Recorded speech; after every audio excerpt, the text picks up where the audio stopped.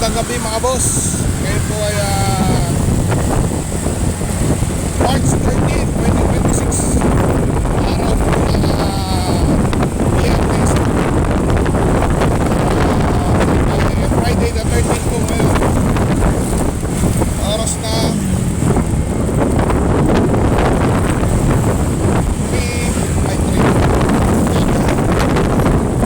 7:23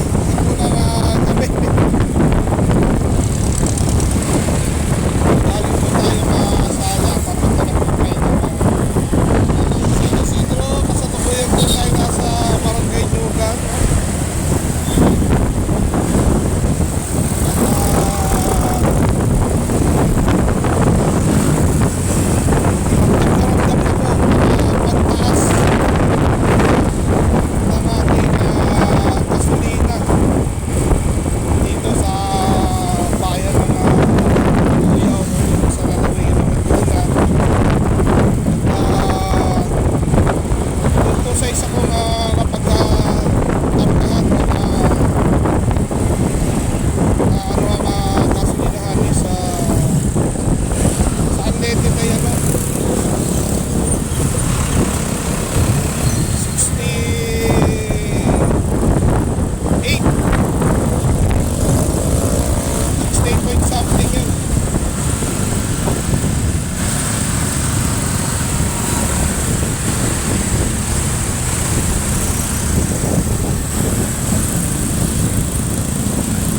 Natira pa akong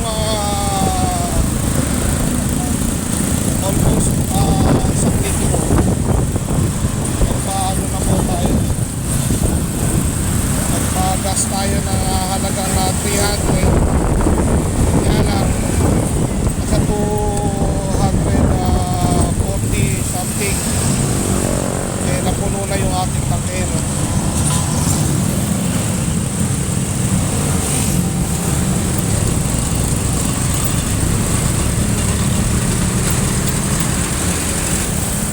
Saktong 246 po,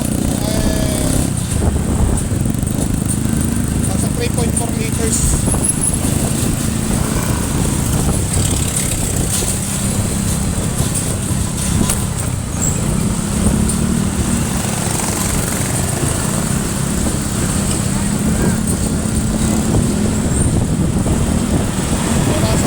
Bali na po tayo mga boss. At kung kayo po ay nakaabot dito sa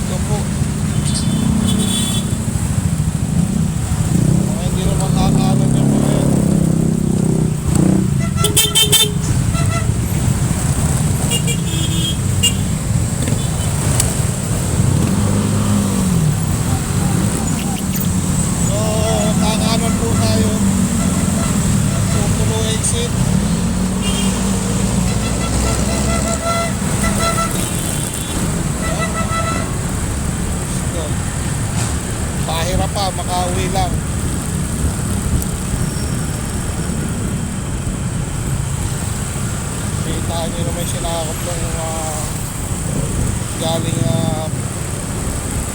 galing ano yan eh. It's either Manila, papasok na Manila yan, or galing Batangas, Quezon, no? Palamba, yan, kasi may exit point dyan sa toll gate dyan sa may bandang atin na pwede rin sa mga industrial na ano, kagaya ng Science Park, no? Saka sa may Tismo, yung mga nakamotor galing na yung iba doon siguro sa single na motor sa may Almeray, no? So dito tayo, gagawa tayo ng o gagamit tayo ng pinagbabawal ng technique.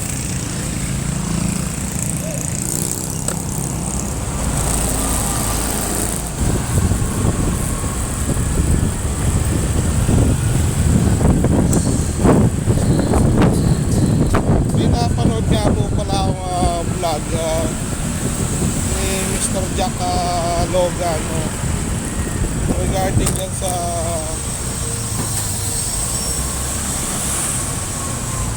fuel subsidy na ipamamahagi ng gobyerno. Kaya lang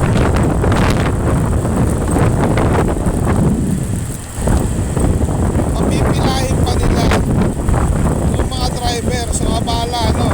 Abala yan. Kakaroon pa ng pila at personal na personal kung natutunin halagang 5,000, no? Sabi nga ni ipinakawa ka ng linggo, tapos hindi ka pa makakabiyahe, gawa ng pila mo, napag-aasikaso ng requirements, maraming requirements. Sabi nga ni Mr. bakit hindi, well, sangayon din naman ako, no? Bakit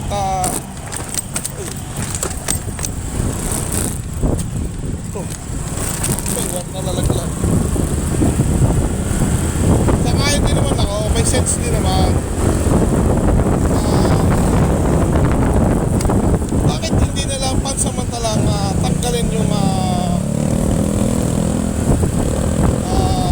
tax sa gasolina, no? Para lahat nakikinabang, diba?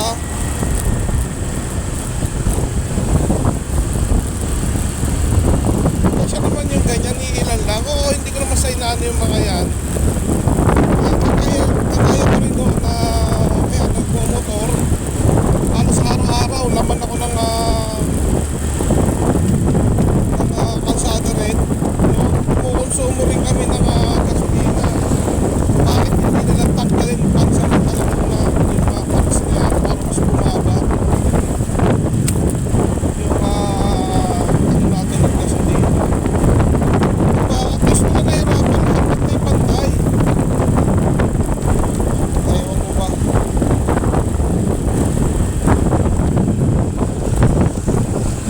Dito tayo sa Misidron, pakano na tayo, papasok na tayo mga Hotel Phase 2. So kung kayo ay nakaabot sa part ng aking video to, may like, share, and subscribe mga boss, at papalo na rin. At yun, sana ganun na lang ang ginawa, hindi na yung ganyan, kasi magkakaroon pa ng sabuatan yan sa mga naglilista, no? Mga korupsyon, magkakaroon din ng korupsyon dyan. Kasi pagka kailangan, sabi nga daw, kailangan close mo yung naglilista